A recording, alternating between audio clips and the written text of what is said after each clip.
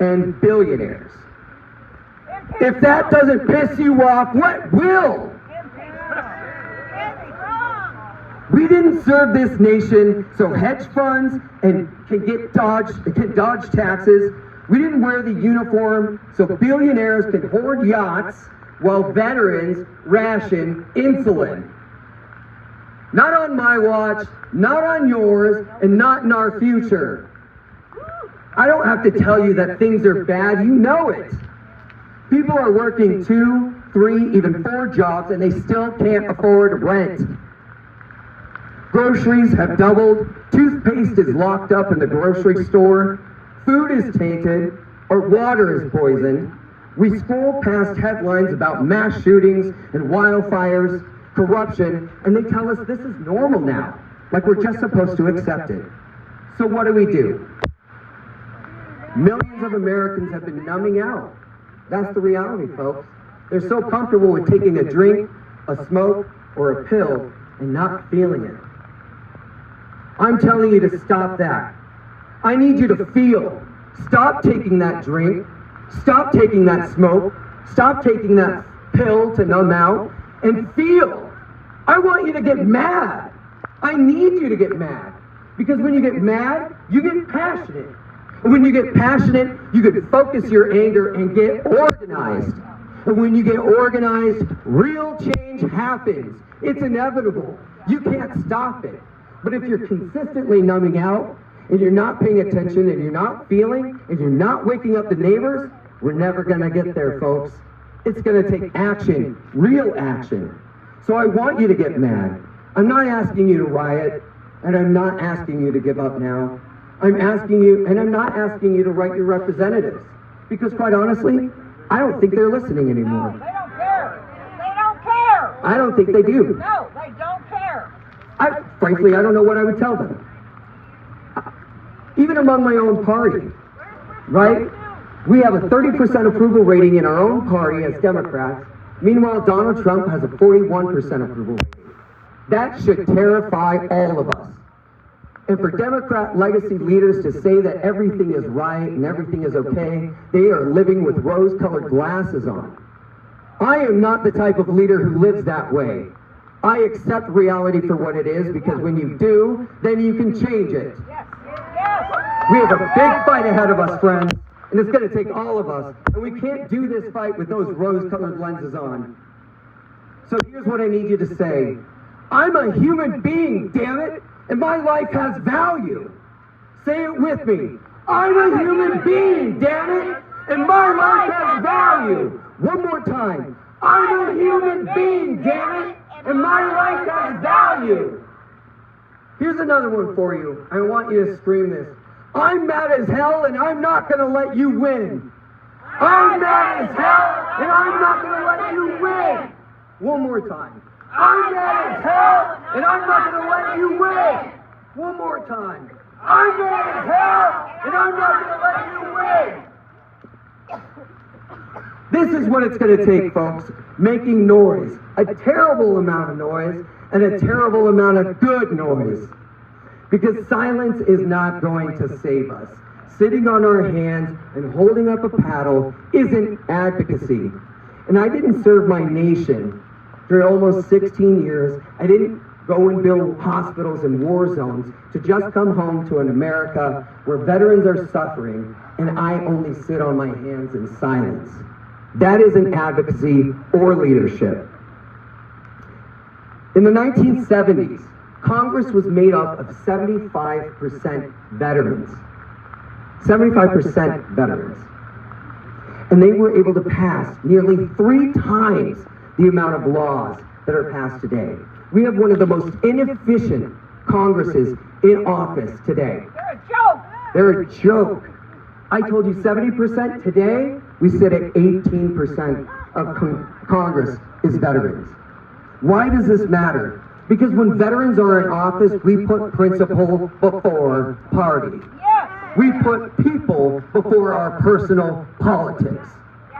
We put the mission before ourselves. That's why we need veterans in office. So for every veteran out there today, I'm telling you to run. Stand up, get involved, and run for Congress, because with you in office, we do better. With you in office, we actually deliver the results Americans need and have been demanding for a generation. It's not going to happen without us. Let's look back at the 1970s Congress. Let's look back at what they were able to deliver. The Clean Air Act, the War Powers Resolution Act, the GI Bill, the Endangered Species Act. They built highways and held presidents accountable. Remember Nixon? That's because of veterans, folks. Yay. They invested in America's future. Why? Because veterans know how to do it. They put that mission before their own ego. And we need that again. When duty calls, we know how to get the job done.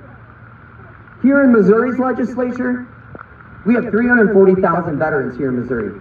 But in this legislature, how many veterans are in there? Anyone know? 30. 15%, a lower number than Congress. Folks, if we're ever going to break this supermajority and guarantee the rights and the bills that we've passed, that's what it's going to take.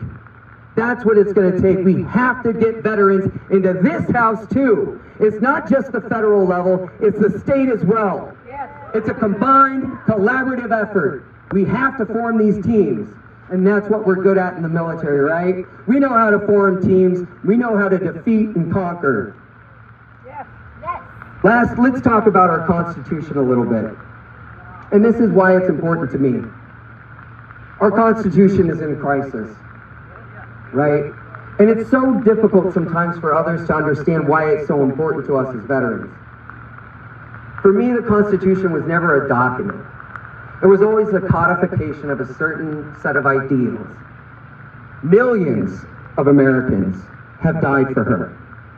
Millions have died for her. My grandfather died in Operation Jack's Day, Vietnam, 1966. He's a big part of the reason why I served today, or served when I served. My other grandfather, Jerry, he was a lifetime Navy service member, retired Navy after 20 years. He's a big part of the reason why I served. In fact, it was my Uncle Tony who gave me a tough love conversation at a family reunion after he had too many beers. And that tough love was more like yelling from a senior master sergeant level. And if anybody of you has ever experienced an E8 yelling at you, it's not fun. Not fun. And he gave that to his nephew, so I was crying. But the next day, I went and I signed that dotted line. And I'm so grateful I did. It was the best decision of my life. And I really gained an appreciation for our Constitution when I came into service. And here's why she matters to me. She is being battered, she is being assaulted, and she is being perverted by this president. Her emoluments clause is being punched through, and he is profiting off of her while in office. Her due process clause is being removed, and when it's removed for one group, it's gone for all of us, folks. Yeah. We see college students being kicked out of this country for speaking out. Nothing else. I'm sorry, but I put my life on the line for that Constitution so she could protect the people who are here. Yep. And I'm not about to let my service be in vain. I'm not about to let my grandfather's death be in vain. And I'm not about to let the 1.3 million Americans who have died in service for our Constitution, I'm not going to let their service be in vain. There are hundreds of millions of Americans who live under her protection in America today, and let's not forget the billions of people around the globe today who live for her promise. The Constitution is more than a document. She is the embodiment of everything we believe in this country. And she needs you. She needs her defenders. She needs you to stand up again and rise to her defense, because she is in peril at the hands of this administration. And I'm asking you, are you brave enough to stand? Are you brave enough to rise up once more and come to her defense and be her defenders? Are you? That's what I want to hear. And to those Democrats who've asked me, why Congress, why now? Because I haven't, and this is the truth. I didn't serve in municipal government, and I haven't served in our state house. Well, friends, I'm here to remind you, I'm not a career politician. I don't believe in being bought and sold from the municipal level to the state level to the federal level. By the way, no other leader has ever waited in line and asked for permission. Did Churchill wait in line and ask for permission to lead? No. No. Did Eisenhower wait for permission to lead? No. Do you think the Conservative Party or the Trumpian Party is waiting for permission to do what they're doing? Hell no. Hell no. They're doing what they want. They've thrown out the rule book. So if we're going to play with this old traditional set of rules and tell people to wait in line and pay their political dues, we're never going to win this fight. And that's what this is. It's a battle, my friends. So we have to realize we truly are in unprecedented times. It's no longer on the horizon. It's right above our damn heads. It's not a time to play safe or play silent. It's time to throw out the old rules, insert our new rules, the ones we write for ourselves, and win this fight.